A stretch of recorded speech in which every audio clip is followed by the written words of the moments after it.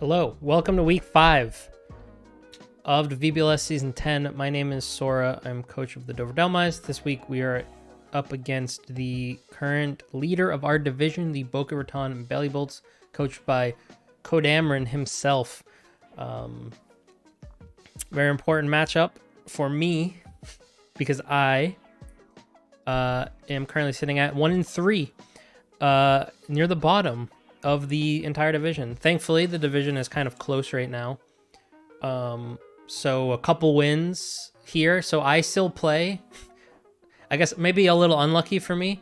I've played the 4 coaches at the bottom that aren't me, and the last 3 I play are the top 3. So granted, 2 of them, or 1 of them is 2-2, so you know, it's still doable. But we're gonna have to really make it work and do our best and just try to have fun, really. I mean, at this point we're 1-3. The odds of playoffs are fairly low. I basically have to win out. If I lose again, it's essentially over, unless I get lucky, because I think it's unlikely at this point. So we're really just playing for fun, playing for experience and all that. So he said we're up against the Boca Raton Belly Bolts, who are currently 4-0. One of the only 2 undefeated teams in the conference. So very scary matchup. Following my loss last week, I decided it's time to make some changes. I liked my team, to be honest. I thought my team could be good, and I probably could have still made these Pokemon work. But you know, after losing 3 matches in a row, it's a little bit it's a little depressing. You know, you kind of feel like something's got to change. So actually, after getting whopped by Daddy last week, I chatted with him a bit to get some advice on like what to do with the team, and I kind of really like what I've done. We'll see how it goes. So basically, we dropped Charizard, Sableye, and Yuxi. And I guess I'll give some like high level reasons for each one. So Sableye is a fantastic Pokemon. It has a great support moveset. You know, Fake Out, Screens, Quash, Will-O-Wisp. It's got Pranksters. Obviously very good. The problem I had with Sableye is that you can only bring 4 moves on it, and I feel like I was prepping poorly with it. I was sort of... it felt like I was kind of bringing the wrong 4 moves every week. It just wasn't working for me. And there were a lot of scenarios where it's, you know, it's just on the field. It's not really doing anything. It's not exerting any offensive pressure. It's kind of just there. So yeah, we dropped it. And since we dropped Sableye, I kind of don't feel like Charizard fits the plan anymore. You know, I didn't really want to use Charizard outside of the Sun, just because he's kind of lackluster otherwise. And without a Prankster Sunsetter, there's kind of, in my eyes, no point to carry Charizard. It was really good for me the one time I used it, but like I just don't really see myself using it again. And then the one I'm most sad about is dropping Yuxi. I really wanted Yuxi to work with Ursaluna, but it kind of has a similar problem as Sableye in that it kind of just sits on the field and does nothing. It like takes hits, but it doesn't do damage. It doesn't have a great support move pool, other than just like spamming Helping Hand or putting up a screen or setting Trick Room. And I just wasn't feeling the impact from Yuxi that I was hoping for. So I felt like I had the main weaknesses the main one weakness I had really was speed control. I had only 1 Tailwind really in Zapdos, and my only Trick Room setter was Yuxi, who once I set Trick Room was just awkward because it's fast. So I opted to pick up Talonflame, who is kind of like a Prankster Tailwind setter if you don't have to play against like Fake Out. But like, to be honest, looking at the matches I have for the next 3 weeks, there's only 1 Pokemon in the next 3 matchups that outspeeds Talonflame and Weavile without a Scarf, and that's Spectrier on Cymax's team. So, like in this matchup this week, there's nothing on Kodamron's team that outspeeds Talonflame or Weavile without a Choice Scarf or without like them being in Tailwind and me not being in Tailwind. So yeah, this is just a fast Tailwind setter, but it can also do some good damage with the Priority Brave Bird. It can burn similar to Sableye. It just offers a lot more than Charizard in terms of support, but also can still do some damage. Rabska replaces Yuxi as the team's Trick Room setter. It has a similar synergy. It actually, I think, has better synergy because Telepathy also synergizes with Discharge from Zapdos instead of just being synergistic with Earthquake from Ursaluna. So that's like a little added benefit. Rabska can actually do a little bit of damage. It's got a better move pool. It's a worse typing, but can't have it all. I don't know. It looks kind of fun to use. At this point, we got nothing to lose, right? And finally, we have Weavile, also very fast. Fake Out, Icy Wind, Ice Spinner. You know, it can do like fake tier stuff. I had 9 points left over that I needed to spend for my third Pokemon. And in the 9-point tier, there's like, you know, there's Sneasel, there's Hisuian Sneasel, there's Weavile, there's like Appleton, and maybe Beartick, I don't remember. Nothing really stood out to me besides Weavile. I thought Weavile looked pretty good. So, you know, it's an experiment, right? We got nothing to lose. We're 1-3. We lose again, it's over. Like, we could still win out and not make it. So we just gotta, you know, try to have fun. So yeah, that's the change in the team. So you can see here, if you look at my little graph here, I now have 2 very fast Pokemon. 2 of the fastest, really, that are available. And then I also have a Trick Room setter that actually is slow. So yeah, I think the team gets better. I don't know if I'll use them well, but I have used Talonflame in the past. It will be nice to have basically a free Tailwind button from now on, in like a faster, better Fake Out user. And then, you know, Weavile can really put out some damage too. I think this week it actually is a fairly decent matchup. If we look at Colby's team, funny story, I actually, for some reason, thought this was Urshifu Water, so I did all my prep against Urshifu Water and didn't realize until I was putting this together that, oh, it's Urshifu Dark. But yeah, so this is a very scary team. It makes sense why this team is currently 4-0. I think one thing that kind of surprised me is how distributed the kills are. I was expecting a 4-0 team to have like one Pokemon that was kind of just crushing it, but he's kind of just doing well with his whole team. You don't see it, you know, here with the kill leaders, but Articuno has been great. Very bulky Pokemon. He has Amoonguss, which is incredibly annoying to play against. It's a very, very good support Pokemon, and it requires prep. Like, you have to prep for Amoonguss. You can't just not prep for Amoonguss. The main offensive core here, Palafin, Urshifu, Landorus. Very scary. Obviously very physically threatening. You can't protect in front of Urshifu. It's a busted Pokemon. Landorus is Intimidate, and you can just run like a Choice Scarf or something and cycle Intimidates. And then Palafin is an insanely good Pokemon. It's had very good success in VGC. If you play well around this Pokemon, it's terrifying, right? So this whole team is pretty scary. And then just as like a cherry on top, it's got Rotom Heat. And it's got a snow mode with Articuno, so you can run like Bright Powder, Snow Cloak, and just be really annoying. Which, given how I lost last week, I'm kind of scared of more snow. But yeah, I guess we'll see how it goes. This is obviously a tough matchup against a very good coach, so we're just gonna have to do our best and see how it goes. So let's take a look at what I've built for this week. So first off, we have Talonflame, who, like I said, is a new member of the team. We are running a pretty straightforward set. I believe the speed is to outspeed Scarf Rotom. I'm not remembering exactly, but there was a specific reason I had this much speed. And then we're just maxing attack, and we have Gale Wings, obviously. And we're running Sharp Beak, Brave Bird, which kills anything kills Urshifu and Amoonguss if they don't Terra. Even if the Amoonguss is pretty bulky. Yeah, and then obviously Tailwind here. Priority Tailwind, pretty darn good. Will-O-Wisp, a lot of physical attackers on Colby's team.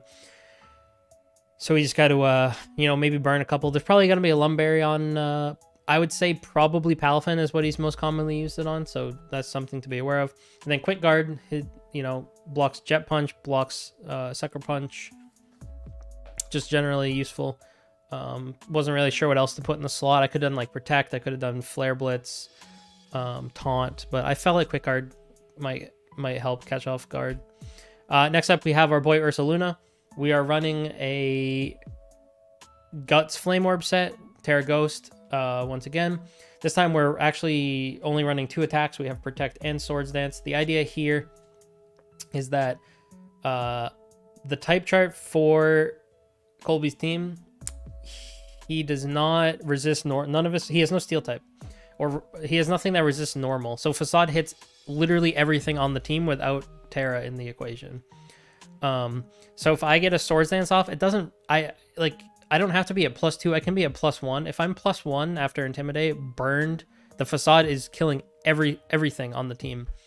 And then if something wants to Terra Ghost to not get killed by Facade, it can get Shadow Clawed. And like a +1, +2 Shadow Claw is doing Mondo damage. So with that, we're able to invest fully in the special defense and a little bit into defense, and then we have enough speed so that under Tailwind, this thing outspeeds everything. Ursaluna's kind of in an awkward speed tier where, like, in this matchup, it's not slow enough to underspeed Amoonguss, for example, under Trick Room. So, like, even having this amount of speed, I could, if I'm playing against his fast mode, I could still play in Trick Room, and I would still never underspeed Amoonguss, even if I was min speed anyway. So that's the plan for Ursaluna. Next, we have our friend Zapdos. We were running a very bulky Zapdos. I was so much more excited about this set when I mistakenly thought it was Water Urshifu because I had Rocky Helmet. But we're running safety goggles just to avoid Sleep Powder and Rage Powder. We have a 4 attack set with Terra Flying for Terra Blast. This thing hits quite a lot of things. It's just pretty good. I think it can discharge and do a lot of damage. The Thunderbolt, even without like a ton of special attack or like really any special attack, Thunderbolt still hits pretty hard into the team. So yeah, Zapdos has been pretty good for us. I expect it to continue to be pretty good. Next up, we have another new member of the squad. We have Rabska, running fairly bulky. This special attack investment with Quiet Nature means that Dazzling Gleam is a one-shot on a non-like bulked out Urshifu. Obviously, Sash is a common item on Urshifu, so it's not, it's fairly likely to be Sash, but, it's just good damage. And the rest goes into the bulk. Telepathy lets us sit next to Discharge from Zapdos without taking any damage. Psychic Terrain is kind of a tech move here to block Jet Punch. So if like he's relying on the setup on Palafin and then just spam Jet Punch to get around speed control, I can just press Psychic Terrain and block that for like Urshifu or for Ursaluna, right? So I can't just get Jet Punched. And yeah, and Psychic hits Amoonguss. Next we have Weavile, pretty straightforward set here. Fake Out, Icy Wind, Ice Shard, Ice Spinner. So Ice Shard like kills Landorus depending on its set. Icy Wind is great for speed control because this thing, like I said, is very fast. It's faster than everything on the other team without a Scarf. So being able to get things to -1 means even if I'm not in Tailwind or not able to get Tailwind up, I can still control the speed in some ways. Ice Spinner is just an amazing attack into things like Landorus. Yeah, running Focus Sash because obviously this thing's not taking many hits, so the idea is that you have to use 2 hits to kill no matter what, unless you like burn it or something when you hit it. So last but not least, we have a Choice Specs Shell Armor Samurott. So Shell Armor means I cannot be crit by Wicked Blow, which is kind of cool. And funny enough, I'm running Water Pledge even without like other pledge moves, and that's because it's like this thing's move pool for special water moves is you either run Hydro Pump, Surf, or Water Pledge. So Water Pledge is only base 80. I didn't really want to run Hydro Pump because I don't want to miss my Water Stab. We have Icy Wind. Icy Wind with this spread actually can kill Landorus in one hit. It's like a very high chance if it's not a bulky Landorus to just kill it with Icy Wind, which is funny. Blizzard is just sort of an insurance policy, I guess, against snow. Like this thing spamming Specs Blizzards in the snow is going to be pretty scary, even without Stab. Also, ignore the fact that it says that this is Water Ice type. I guess that's a bug in my program that I need to fix.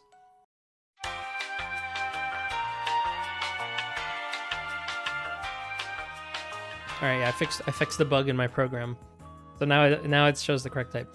Yeah. Anyway, so yeah, this thing is gonna hit hard. That's really the goal here. So yeah, that's the squad. Like I said, we're kind of out of must-win game territory, and we're just sort of in have fun and see how it goes territory now. So I like the prep. I like the changes I've made to the team. I think it'll be more fun to play with, and I'm hoping that that leads to more wins. But yeah, so gonna have to see how it goes and just hope for the best, I guess. So let's hop into the game and see how it goes. All right, I have some, I guess you could say, bad news. So my live recording of the match is kind of unusable because of a stupid mistake I made. So if you've been watching my videos so far this season, you know that I've been using a theme for Showdown that I thought made Showdown look nicer. Well, I updated it today before the match, which I know is stupid. And I saw a comment on the page that said, oh, the Terra button doesn't work. And I didn't think much of it at the time because I hadn't had any issues with the Terra button so far. So I assumed like, oh, it's an old comment. But, you know, it's in the back of my mind at that point. So in the second to last turn of game 1, I intended to Terra my Ursaluna into Ghost. And it didn't go off. And I in the moment, I'm like, oh, I ran into the bug. Like, it doesn't work. I can't Terra. I need to switch back to... so I just like, I'm going to switch to a different browser and not use the theme. I didn't realize at the time that I had accidentally unclicked Terra. So like I locked in my move, click cancel, which I do a lot, and I forgot to click Terra again. So it correctly did not Terra me, but I didn't realize that at the time. I thought the Terra button just didn't work. So I was like panicking in the moment. I switched back to Firefox, and I didn't realize that the window that had the battle in it was then frozen. So like the most pivotal part of game 1 is me reacting to a frozen screen. And most of game 2 is the same. I could have edited the replay into the reaction, but it's gonna be so awkward. So what we're gonna do this week, unfortunately, I'm sorry for this. First off, we'll say go watch Codeameron's video, go watch Colby's video instead of this one. His will have the live match. And it's a very good match, like a very good match. I suggest you go watch that instead. All I'm going to be doing here is we're just going to go through the replays real quick, and I'm just going to give my thoughts on like what was going on. But yeah, go watch his video. I will link it in the description.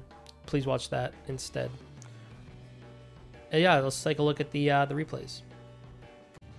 All right, so here's game 1. It's a quick overview of like the 6 that he brought. They're basically exactly the 6 that I would expect here.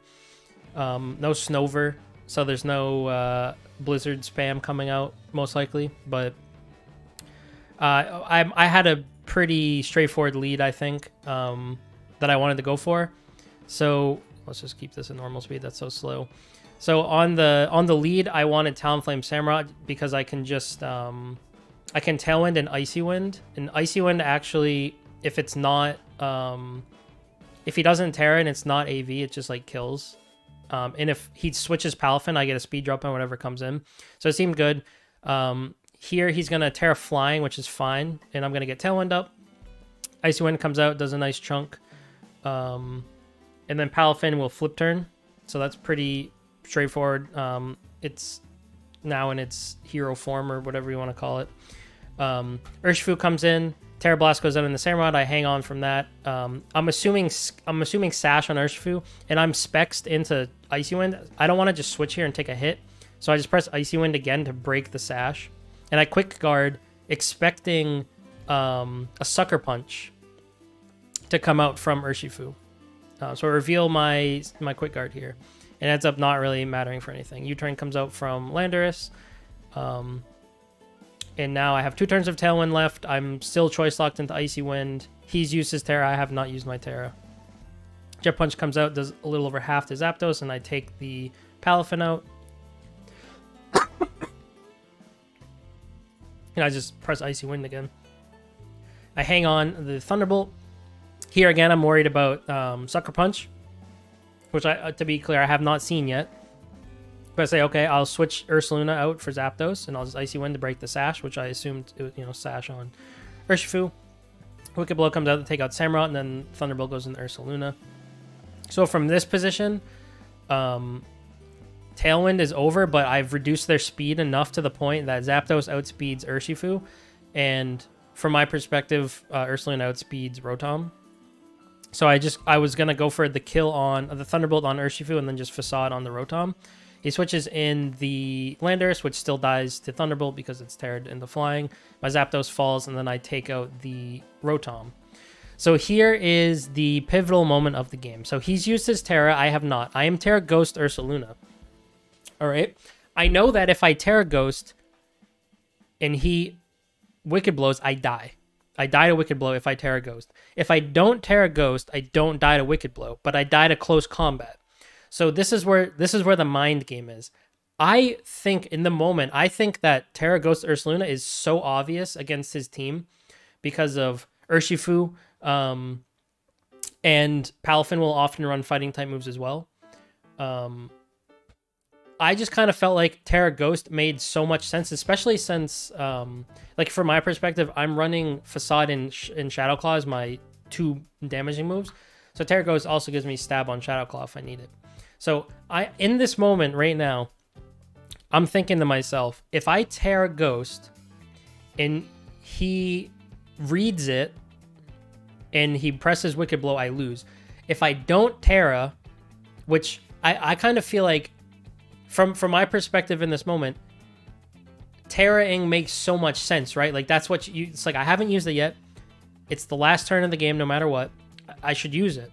So I think, okay, he's probably going to think I'm going to do that. So I'm not going to Terra, and I'm going to hope he Wicked Blows because I lived that. Well, unfortunately, he just presses close combat, calls my bluff, and I lose the game. So I'm down 1-0. And if I had pressed Terra and Facade, I would have won the game, which is unfortunate, but yeah, that's game 1. So now on to game 2. I switch up the lead a little bit. Let me switch sides here. I switch up the lead a little bit, and he does as well. So he goes Palafin and Amoonguss. I lead Ursaluna and Weavile. The idea here is that I can press Fake Out or whatever I want, and then potentially get up a Swords Dance. But in this scenario, I am afraid of Amoonguss sporing me before I get burned. So what I actually do is I believe I double into the Amoonguss here. No, no. I protect because my Facade is not boosted by burn yet, so it's not a very strong move, and I don't really have anything else to hit Amoonguss with. So I just protect Ursaluna, and I go for Ice Spinner, hoping that it kills. It doesn't. Weavile gets spored. It's okay. I got my burn up. Ice type move from Articuno is pretty obvious, so we'll just Terra Ghost. I take a sleep turn. I actually take 50% from this Ice Beam, which shocked me because I'm max special defense. And yeah, so I take out Articuno in one hit. Cool. I'm still asleep. I've taken 1 sleep turn, so it is possible for me to wake up. I have the speed advantage unless he Jet Punches. But if he Jet Punches Ursaluna, it just dies. So Samurott seems like a somewhat safe switch in because it probably won't die to it. I do get the 1-turn sleep and take out the Amoonguss, so Spore is now off the table. And then Wave Crash does an absurd amount of damage. But yeah, so from this position, I can sack Samurott off. I don't really need it that badly in this matchup. And then I just start reducing speed a little bit for Ursaluna. Sash comes in handy here as I take the Wave Crash, and Floatzel's cousin is just killing itself. Brave Bird takes out Palafin, and then Ice Spinner brings Rotom down low enough that I am in a position that I can't really lose at this point, right? So I win game 2. At this point, I'm thinking like, damn man, I could have had 2-0 win. Could have won this set 2-0 against an undefeated player. So I was a little mad at myself, but you know, it is what it is. So on to game 3. In game 3, I told myself, well, my strat in game 1 would have worked if I pressed 1 checkbox. So let's go back to it and see how it goes. And so his lead is different this time. And at this point, I don't really know a lot about the Rotom because I've been playing in Tailwind and I've been reducing its speed a lot. So I'm like, okay, it's probably like Specs or something. So turn 1, I Tailwind and Water Pledge it, and it hangs on because he burns his Terra, which makes sense. And then the Volt Switch comes out and kills me. And then also the Wave Crash is going to come out here and kill Talonflame. So I just gave up 2 Pokemon on lead in exchange for like 80% of Rotom's health, a Tailwind, and then some of Palafin's HP. But I have Ursaluna Weavile in the back. He hasn't shown a single Protect the whole set. And we actually will find that he has 0 Protects on the whole team. Because he has 3 choice items in an Assault Vest on this team. He switches in Articuno. I still haven't been burned yet, but protecting here doesn't really make sense. So for me, the obvious play is just fake out the Urshifu. I wanted to... So my idea here was I'm faster than Urshifu. I can just double it and hopefully kill it. So this is actually going to be a very important moment in the battle. So I Ice Spinner and it does 46%. And then I Facade and it does 39%. Okay? It lives with 15. And that's because my Ursaluna, if I just quickly look at the set that he had. Sorry, let me just... So if we look at his Urshifu set, it had no bulk investment, right? So if we look at my Ursaluna set, I only have 76 attack investment.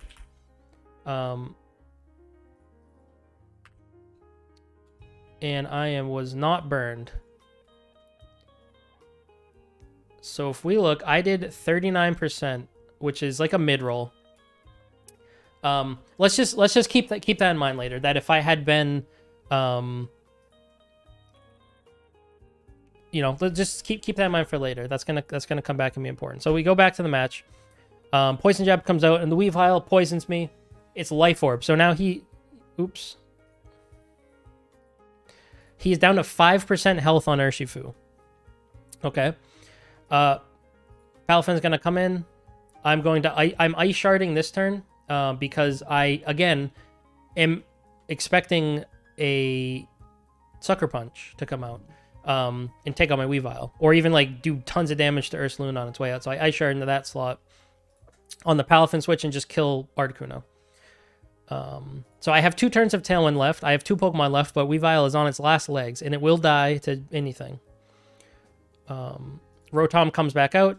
Ice Shard is a pretty easy kill here, and we still have... So I'm going to die a Jet Punch, so Ice Shard just makes sense. And now we're down to the one-on-one, but Tailwind is over, and he has 5% health, and then he just kills me with Wicked Blow. So 5% was all that's left between me and winning this match. All I needed was a little... It's because I didn't have... if I just put a little bit more attack investment on Ursaluna, it could have been the difference. So, but unfortunately, we fall 2 games to 1. Very close set. It was a great set.